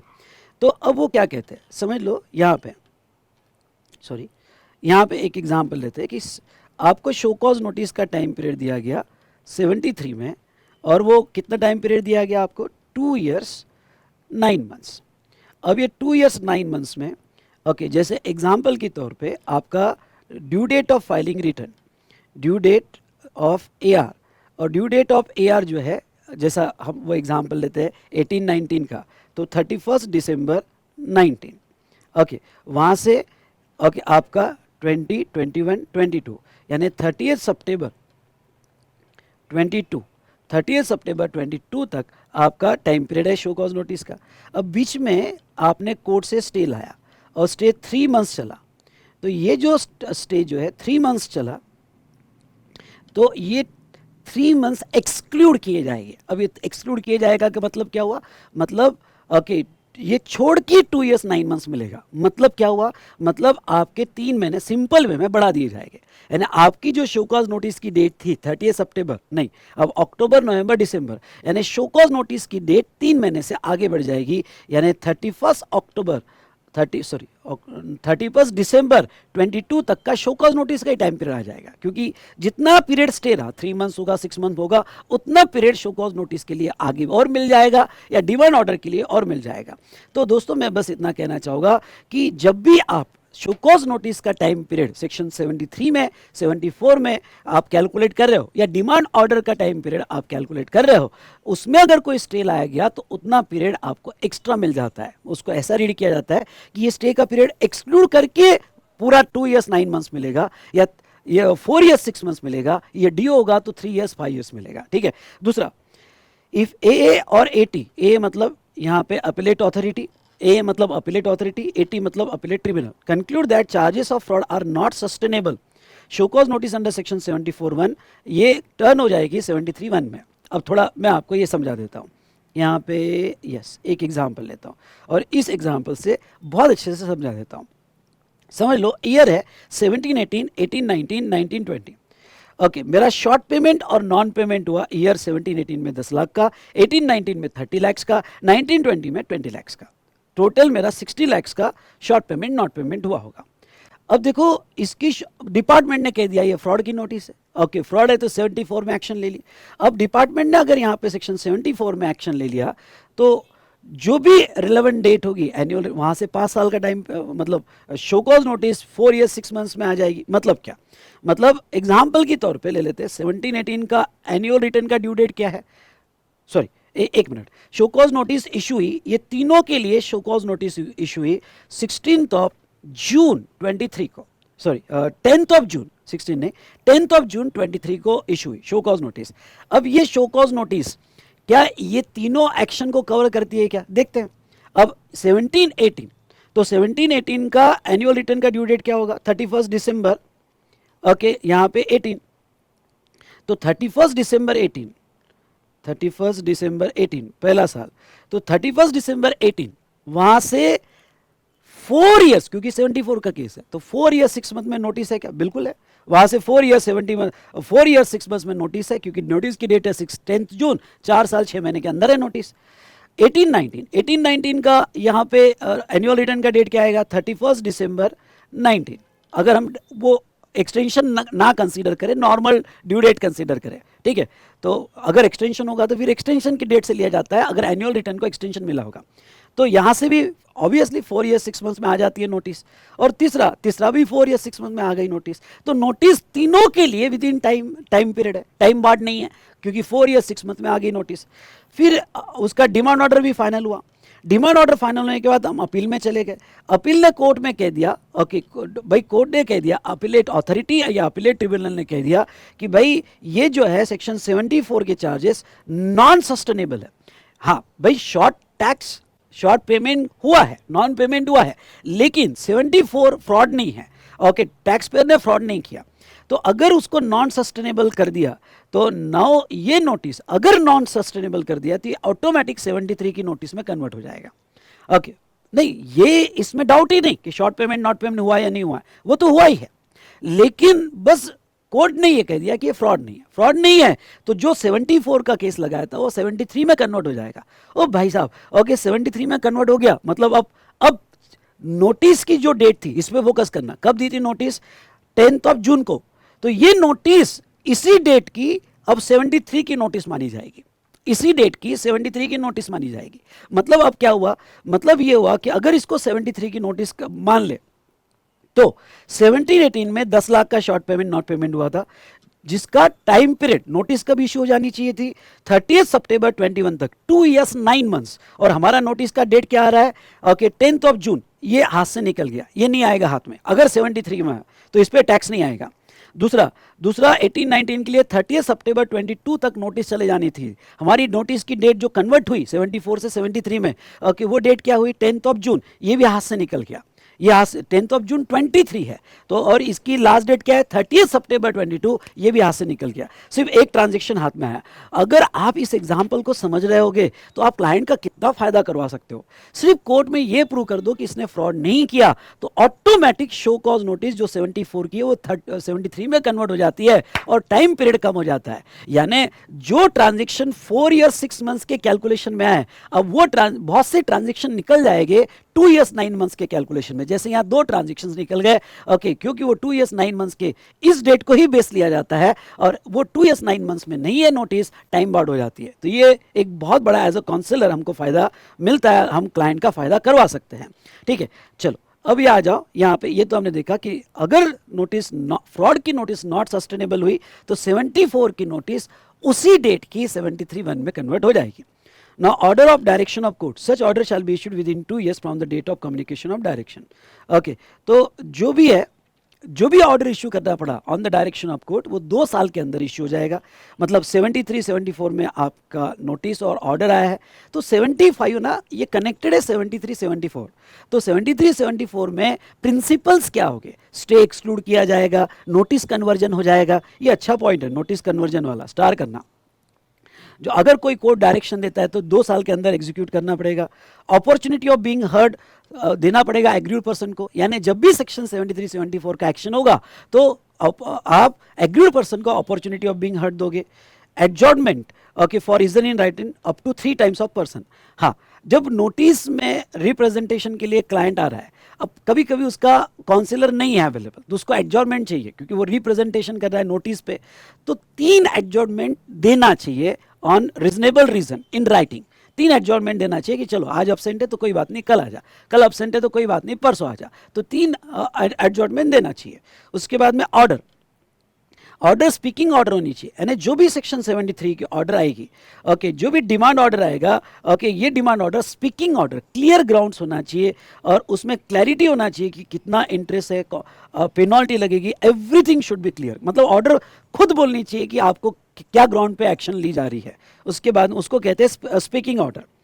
उसके बाद में all relevant facts and bases of his decision.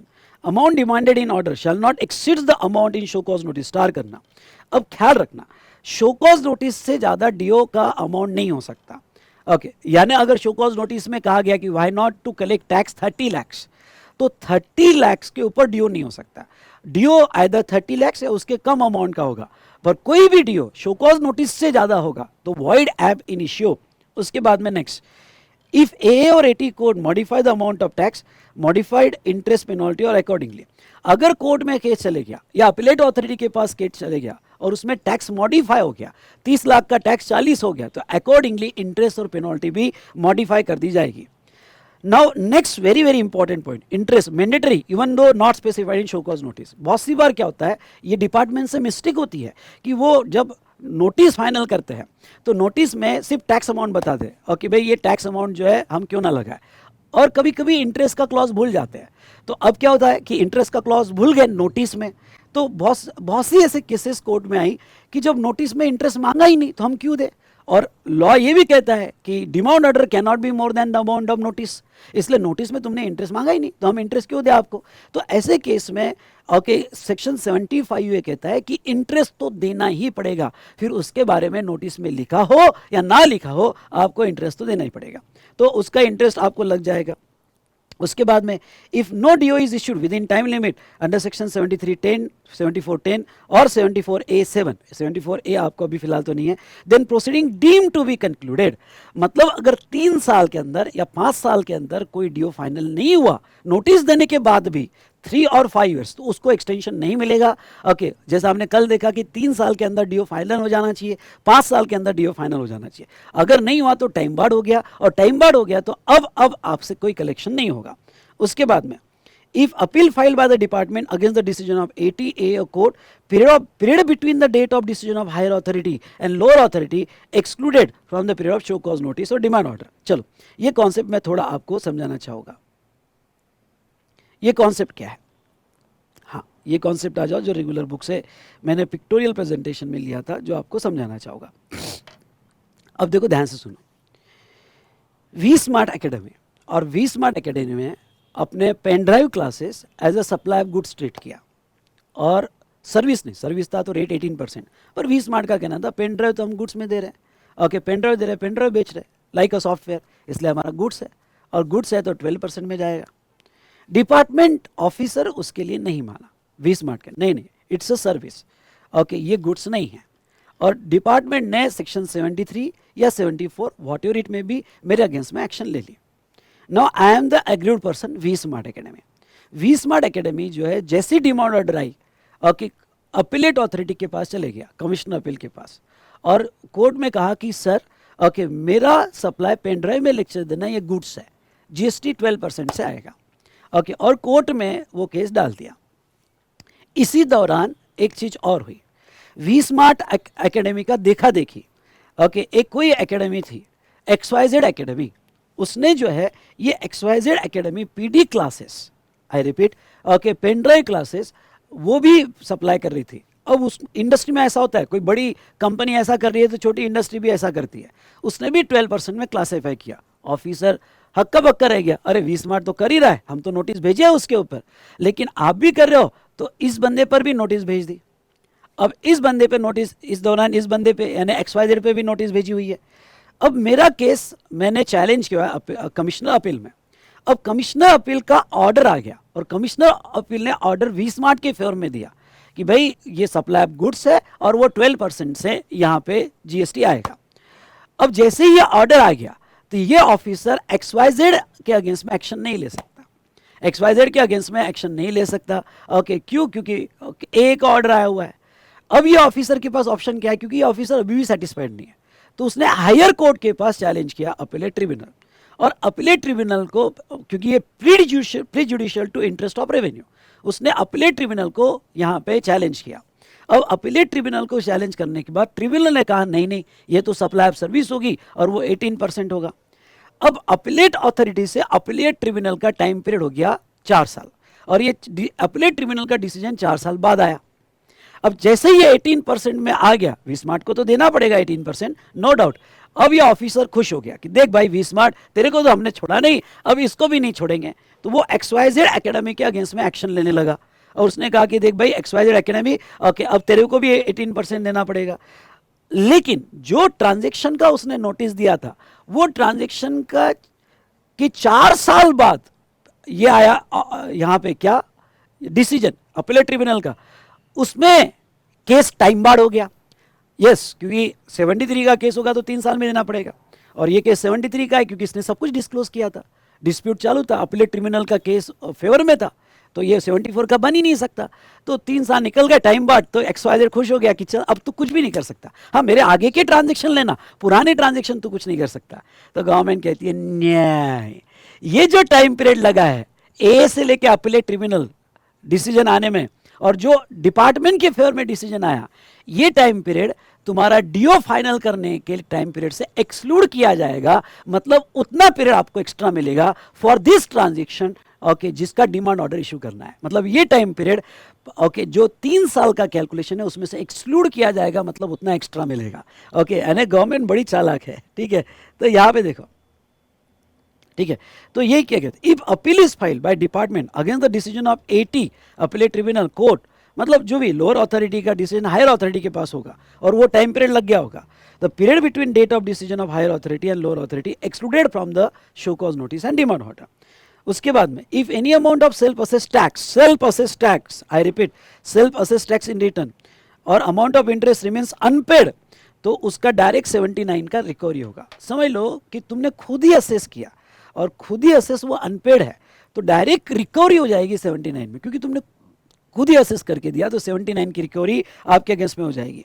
A penalty under section 73, 74, 74A impose, no other penalty applies. अगर इस सेक्शन में पेनल्टी लग गई तो फिर बाकी ये भी स्टार करना, बाकी अदर सेक्शन में कोई पेनल्टी नहीं लगेगी। ये एक इंपॉर्टेंट सेक्शन था। यस, सारे इंपॉर्टेंट सेक्शंस हमारे खत्म हुए। चलो अब फटाफट देख लेते बाकी provision. Section 77 tax wrongfully collected और पेड। बहुत सी बार क्या हो जाता है कि आपने कोई ट्रांजैक्शन को इंटरस्टेट समझ लिया और आपने IGST दे दिया, लेकिन बाद में पता चला वो तो इंट्रा था और CGST और SGST पे करना था। तो सेक्शन 70 ये कहता है रॉन्ग हेड में आपने पे कर दिया, मतलब tax wrongly collected and paid. तो ऐसे केस में आपको नया CGST और SGST देना पड़ेगा और IGST का रिफंड चैप्टर में wrong payment of tax IGST का रिफंड मिल जाएगा, या वाइस वर्सा ले लो। ओके, वाइस वर्सा ले लो, लेकिन इसमें इंटरेस्ट नहीं लगेगा क्योंकि आपने कोई गवर्नमेंट को पैसा नहीं दिया था, ये केस नहीं है। आपने दे दिया था लेकिन रॉन्ग हेड में दे दिया था, तो इसमें इंटरेस्ट नहीं लगेगा, लेकिन आपको सही हेड में पे करना पड़ेगा और रॉन्ग हेड का रिफंड क्लेम करना पड़ेगा, ठीक है। Initiation of recovery proceeding. चलो अब एग्जाम्पल लो कि सेक्शन 73, 74, 76 का DO आ गया, उसके बाद क्या, DO आ गया, उसके बाद क्या, तो उसके बाद गवर्नमेंट चालू करती है अपनी रिकवरी। अब रिकवरी प्रोसीडिंग देखो क्या है, if taxable person must pay an amount due within 3 months of receiving the order, if not then recovery proceeding will begin. मतलब जो भी ड्यू आया है 73 से 74 से या 76 से, वो 3 महीने के अंदर पे करना पड़ेगा फ्रॉम द ऑर्डर, नहीं तो रिकवरी प्रोसीडिंग चालू हो जाएगी। Authority may require payment in less than 3 months with return reason. कभी कभी तो 3 महीना भी टाइम पीरियड नहीं देते हैं। ओके, आपको 1 महीने के अंदर देना पड़ेगा, पर भाई 3 महीना क्यों नहीं दिया, 1 महीना ही क्यों दिया, उसका रीज़न तो देना पड़ेगा ना भाई साहब, उसका रीज़न तो देना पड़ेगा। मोड ऑफ रिकवरी, अलग अलग मोड ऑफ रिकवरी है। जो डिडक्ट आउटस्टैंडिंग ड्यूज, मतलब रिफंड जो होगा, तो रिफंड में अगर आपको कोई रिफंड देना होगा तो उसमें से डिडक्ट कर लो, या आपके गुड्स डिटेन कर लो और सेल कर लो, जो भी स्टॉक है डिटेन कर लो, सेल कर लो, या फिर आपका कोई पैसा थर्ड पार्टी के पास होगा तो थर्ड पार्टी से रिकवर करने का भी पावर है। आपका पैसा बैंक में पड़ा है, एफडी में पड़ा हुआ है, इंश्योरेंस कंपनी के पास पड़ा हुआ है, तो वहाँ से भी रिकवर करने का ऑप्शन है। अथॉरिटी कैन सीज मूवेबल और इमूवेबल प्रॉपर्टी, वो भी एक तरीका है रिकवरी का। अगर पैसा पहले मोड से रिकवर नहीं होता है तो मूवेबल इमूवेबल प्रॉपर्टी सीज कर लो, उसका घर सीज कर लो, कार सीज कर लो। ओके, उसके बाद में आप डिस्ट्रिक्ट कलेक्टर को, यानी जीएसटी डिपार्टमेंट पूरा ड्यू, अभी समझ लो उसकी कोई प्रॉपर्टी भी नहीं है, मूवेबल इमूवेबल भी नहीं है, कोई स्टॉक भी नहीं है, कोई रिफंड भी नहीं है, अब क्या करे, थर्ड पार्टी के पास भी पैसा नहीं है, अब क्या करे। तो फिर यहाँ पे जीएसटी डिपार्टमेंट कितना ड्यू और आउटस्टैंडिंग है उसका स्टेटमेंट बनाएगा और डिस्ट्रिक्ट कलेक्टर को भेजेगा, और डिस्ट्रिक्ट कलेक्टर फिर जो भी उसका घर दार या फैक्ट्री वगैरह है सब बेच के as arrears of land revenue वो पैसा कलेक्ट करेगा। एप्लीकेशन मैजिस्ट्रेट को भी दिया जा सकता है फॉर कलेक्शन, या सिविल कोर्ट में डिक्री फाइल की जा सकती है कि भाई जो भी against the surety for defaulter dues. Company liquidation में होगी तो लिक्विडेटर को इन्फॉर्म किया जाता है कि इतना पैसा चाहिए। Dues can be recovered through bond executed under GST, अगर तुमने जीएसटी में कोई बॉन्ड एग्जीक्यूट किया होगा तो उससे भी रिकवरी होगी। और CGST arrears can be recovered from SGST arrears and vice versa. तो ये अलग अलग रिकवरी मोड है, थोड़ा लर्न करके चले जाना, एग्जाम में आए तो स्ट्रेट फॉरवर्ड क्वेश्चन है, ओके, आंसर भी स्ट्रेट फॉरवर्ड है, ठीक है। तो ये रिकवरी मोड। उसके बाद में section 80, payment of tax and other amount in instalment. Yes, आपका जो भी डिमांड ऑर्डर में पैसा मांगा गया, क्या पैसा मांगा गया डिमांड ऑर्डर में, टैक्स देना पड़ेगा, इंटरेस्ट देना पड़ेगा, पेनल्टी देना पड़ेगा, क्या इसको इंस्टॉलमेंट मिल सकती है क्या? यस, 24 मंथली इंस्टॉलमेंट मिल सकती है, पर ख्याल रखना, इसको अंडरलाइन करना, एक्सक्लूडिंग सेल्फ असेस टैक्स। तुमने जो टैक्स खुद असेस किया उसको इंस्टॉलमेंट नहीं है, लेकिन सेल्फ असेस टैक्स बहुत डेंजर है। तुमने असेस कर लिया तो भाई साहब अब तो बेटा डायरेक्ट रिकवरी होगी। अगर नहीं दिया 30 दिन के अंदर और अगर नोटिस आने के पहले दे दिया तो ठीक है, ऊपर जो चार्ट देखा था, नोटिस आ गई और सेल्फ असेस टैक्स होगा तो रिकवरी तो होगी और आपके ऊपर मैंडेटरी पेनल्टी लगाई जाएगी, जो हमने ऊपर देखा। तो 24 मंथली इंस्टॉलमेंट में इसको एक्सटेंशन मिल सकता है इंस्टॉलमेंट के लिए फर्दर 24 मंथ्स। लेकिन ये जो इंस्टॉलमेंट दी गई 24 मंथ्स की या एक्सटेंशन की, या आपके राइट नहीं है। ऑफिसर को लगा तो वो ऑफिसर देगा, पर आप अपने राइट नहीं कह सकते कि मुझे चाहिए, सेक्शन में लिखा हुआ नहीं। दूसरा, जो हमने नॉर्मल इंस्टॉलमेंट दिया एक्सटेंशन, इसमें डिफॉल्ट मत करना। अगर इसमें डिफॉल्ट कर दिया भाई साहब तो फिर तेरे को कोई इंस्टॉलमेंट नहीं मिलेगा, बचा हुआ पूरा पैसा इमीडिएट पे करना पड़ेगा। Okay, instalment payment are denied if there are current default on GST payment और instalment were denied last year और इफ अमाउंट इज अंडर 25,000। हाँ, 25,000 के नीचे तो इंस्टॉलमेंट नहीं मिलेगी, ठीक है। Transfer of property to be void in certain cases. If a person transfer property, sale, mortgage or to defraud the government after amount is due, transfer is void against tax claim. अगर आपके against में amount due निकल गया, proceeding start होगी और बाद में आपने प्रॉपर्टी फटाफट ट्रांसफर कर दी अपने रिलेटिव के नाम पे, इसके उसके नाम पे, नहीं चलेगा, वो वॉइड एब इनिशियो माना जाएगा। लेकिन उसका exception include valid transfer made for adequate consideration in a good faith. लेकिन किसी को गुड फेथ में ट्रांसफर किया, क्योंकि भाई किसी ने जब खरीदा तो उसने पब्लिक नोटिस दी, पेपर में नोटिस दी कि किसी के ड्यूज हो गए तो बता दो, तो ये ड्यू कंसिडरेशन में ट्रांसफर हुआ तो फिर ठीक है, फिर वो ट्रांसफर वैलिड ट्रांसफर माना जाएगा। Tax to be first charge on the property, section 82 कहता है। हाँ, ये फर्स्ट चार्ज मतलब क्या कि भाई अगर वो बंदा यहाँ पे लिक्विडेशन में चले गया, इंसॉल्वेंसी में चले गया, तो जीएसटी डिपार्टमेंट का पहला चार्ज रहेगा टैक्स कलेक्ट करने के लिए, except insolvency and bankruptcy code. Okay, वो कोड में अगर कुछ स्पेशल लिखा होगा तो बात अलग है, अदरवाइज फर्स्ट चार्ज रहेगा, ठीक है। उसके बाद में 83 प्रोविजनल अटैचमेंट, ये स्टार करना, ये अच्छे से पढ़ के जाना। Provisional attachment to protect the revenue in certain cases, the commissioner can provisionally attach a taxable person's property, TP मतलब taxable person's property, including bank account after proceeding of assessment, inspection, search, seizure, arrest, demand or recovery for 1 year. मतलब क्या, अगर कोई भी proceeding हो जाती है, assessment की होती है, इंस्पेक्शन की हो जाती है, सर्च सीजर की होती है, 73 74 का नोटिस डिमांड ऑर्डर हो गया और ऑफिसर को ऐसा लग रहा है कि भाई वो फाइनल होगा तब होगा, पर ये बंदा भाग सकता है, प्रोविजनली इसकी प्रॉपर्टी अटैच करो, एफडीज अटैच करो, बैंक अकाउंट अटैच करो। तो क्या सेक्शन 83 में वो ये प्रोविजनल बेसिस पे प्रॉपर्टी अटैच कर सकते हैं और वो फॉर 1 ईयर तक अटैचमेंट वैलिड रहेगा। Perishable hazardous property will be released if the taxable person pays the market price of owed amount whichever is lower, market price or amount owed whichever is lower upon the proof of payment. If not paid, commissioner may dispose the property. कोई perishable property होगी, hazardous goods होगा, तो देख भाई वो provisionally हमने तो attach कर लिया, इसका मार्केट प्राइस का अमाउंट डिपॉजिट कर दे या फिर तेरे अगेंस्ट में जो जितने भी ड्यूज है वो डिपॉजिट कर, दोनों में से जो भी है। ओके, मार्केट प्राइस और अमाउंट जो तेरे ड्यूज होते हैं तू कर देगे तो प्रॉपर्टी तेरे को हज़ार्डियस गुड से खराब हो जाएगा, तेरे को वापस कर देंगे। लेकिन तूने नहीं पे किया वो अमाउंट प्रोविजनल अटैचमेंट में, तो डिपार्टमेंट के पास राइट है कि पेरिशेबल हज़ार्डियस गुड्स वो सेल कर दे। Person can object the attachment and commissioner में release if it is justified. लेकिन अटैचमेंट हो गया, लेकिन आपने ऑब्जेक्शन लिया कि भाई क्यों अटैच हुआ, भाई वैलिड रीजन पे अटैच नहीं हुआ है, तो कमिश्नर रिलीज कर सकता है। A property with court public offer an attachment order will hold until the डेप्ट is recovered. Okay, property is with court या पब्लिक ऑफिसर, आप समझ लो ऑलरेडी आपकी प्रॉपर्टी कोर्ट के पास है, कोर्ट के डिस्प्यूट में है या पब्लिक ऑफिसर के डिस्प्यूट में है, तो an attachment order will hold until debt is recovered. तो जीएसटी डिपार्टमेंट उनको ऑर्डर भेजेगा कि ये अटैच, आपका भी इशू क्यों ना रिजोल्व हो जाए, लेकिन आप ये अटैच करके रखो। ओके, तब तक वो अटैच करके रखा जाएगा जब तक जीएसटी का डेप्थ रिकवर नहीं होता है। Attach partner interest, the authority can charge the partner's shares, appoint a receiver for profit and order the sale of the interest. Other partner may be redeemed or buy. चलो ठीक है, तो ये attachment का देखा था। और 84 कंटिन्यूएशन और validation of certain recovery proceeding. Okay, तो ये गवर्नमेंट ड्यूज अगर इंक्रीज होते हैं तो कमिश्नर अकॉर्डिंगली न्यू नोटिस देगा और रिड्यूस होते हैं तो अकॉर्डिंगली रिफंड भी देगा। चलिए, तो ये 84 इतना इंपॉर्टेंट नहीं है। तो इस तरह से सारे इंपॉर्टेंट एस्पेक्ट्स हमने यहाँ पे डिमांड एंड रिकवरी के बारे में देखें।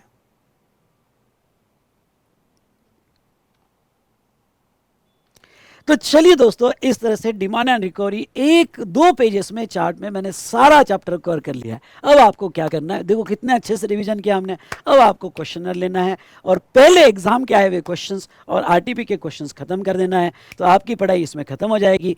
और दोस्तों, अगर आपको ये वीडियो अच्छा लगा होगा तो देर किस बात की, कमेंट जरूर दीजिएगा, लाइक जरूर कीजिएगा और ज़्यादा से ज़्यादा अपने दोस्तों के साथ शेयर कीजिएगा। तो ऐसे में फटाफट बचे हुए चैप्टर्स के भी वीडियो लेके आऊँगा। Stay tune with think GST think Vishal sir, और डिस्क्रिप्शन की प्लेलिस्ट ज़्यादा से ज़्यादा शेयर करो अपने दोस्तों के साथ। Thank you so much.